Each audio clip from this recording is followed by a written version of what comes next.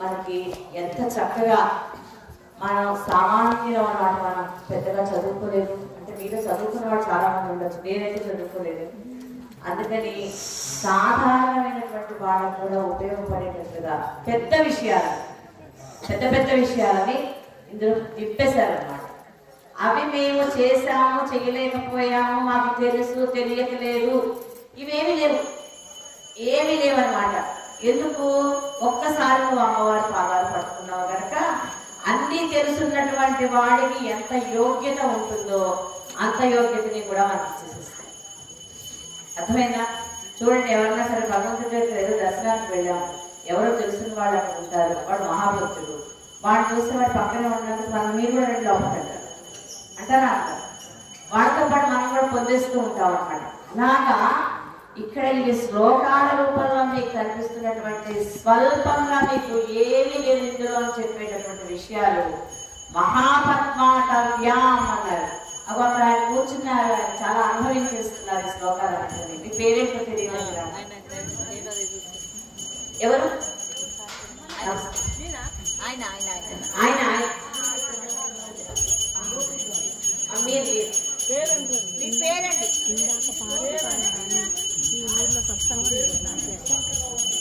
సూర్య ప్రభాకర్ రావు గారు. ఆయన అన్ని శ్లోకాలని అనుభవిస్తున్నారు. ఎలాగంటే మహాపద్మాటవ్యాం అన్నాడు అక్కడ, మృదుతమల మాయేన మనస్సు అని. ఆ మనస్సు ఏం చేస్తుందంటే దాని యొక్క భావం అర్థమయ్యేటప్పటికీ ఉప్పొంగిపోతూ ఉంటుంది.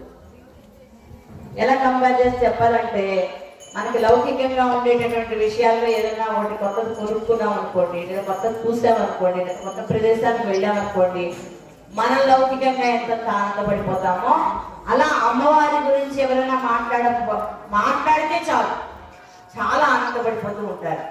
ఏమిటండి అక్కడ ఏముంది, దానివల్ల మనకి ఏమైనా డబ్బులు వస్తున్నాయా, లేకపోతే పదవి వస్తుందా, లేకపోతే ఇంకేదైనా వస్తుందా చెప్పండి, 10 మంది మనం ఏమైనా మెచ్చుకుంటున్నారా, ఏమిటండి ఎందుకు అంత ఆనందపడిపోవడం అంటే ఎన్ని జన్మలతోటో ఆవిడతో ఉన్నటువంటి అనుబంధం ఆ ఆనందాన్ని కలగజేస్తున్నారు.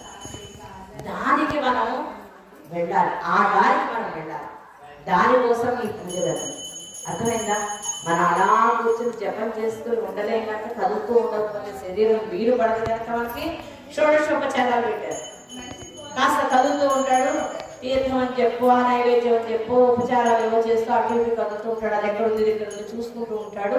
అలా ఆయన నా కోసం చేస్తూ ఉంటాడు కదా అని చెప్పి భగవంతుడు ఆ విధమైనటువంటి ఏర్పాటు చేశారు. ఆదిశంకర్లు మనకి ఇవన్నీ ఆయన చెప్పి ఉండకపోతే ఒకటి కూడా మనకు మిగిలేదు.